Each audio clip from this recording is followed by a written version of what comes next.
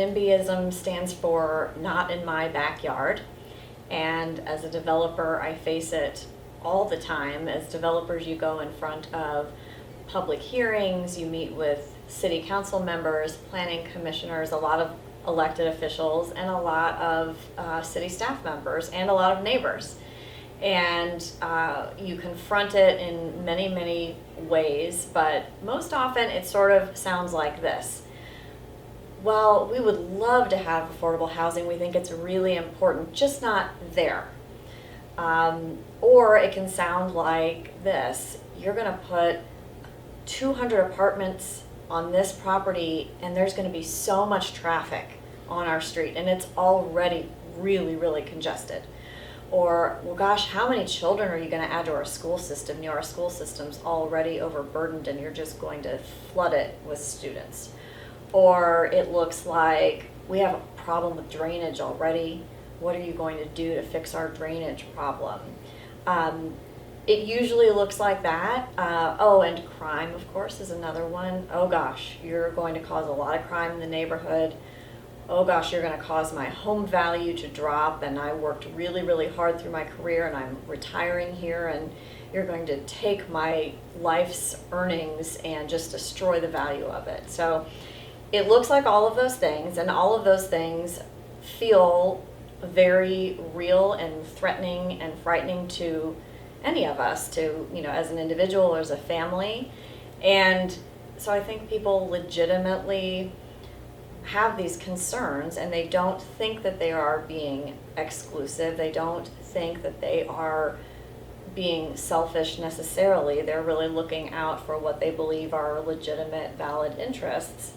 But unfortunately, they're putting those often misconceptions first and foremost, and they're falling prey to some insecurity and fear rather than panning back and thinking about the larger benefit to themselves and the communities when people can afford to live where they work.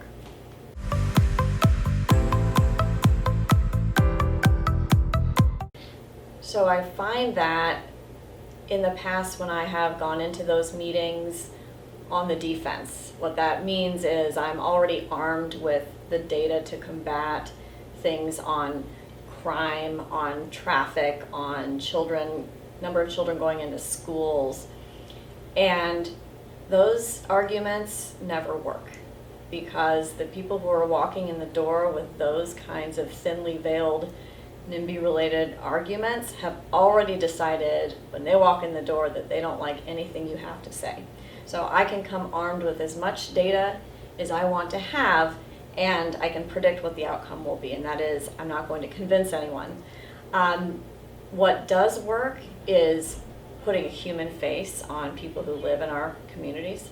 So if I can put a story behind, or if I can tell the story of one of our residents and talk about their lives and where they are and their families and why they might need an affordable place to live, then it's a lot more difficult for people to argue with that.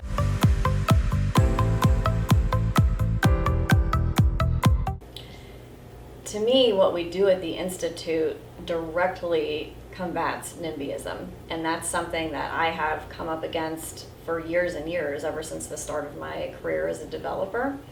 So what we're doing will help to fight NIMBYism in a different way, in new ways, and in a way that is engaged with kind of the larger environment right now, the dialogue we're having as a country on race, and I think, and on housing. And for the first time, the national attention is focused on the affordable housing crisis. As developers, we've been talking about the affordability crisis for years and years, and prior to the pandemic, we would hear from cities across the country or towns when we come to talk about developing housing, they'd say, oh, we desperately need affordable housing. We're so glad you're here.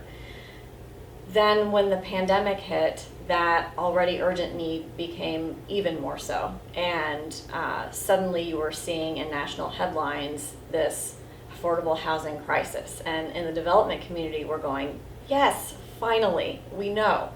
So it's a great time to work in the Institute because the work we're doing, I think, will get even more interest than it would have maybe even 2 or 3 years ago.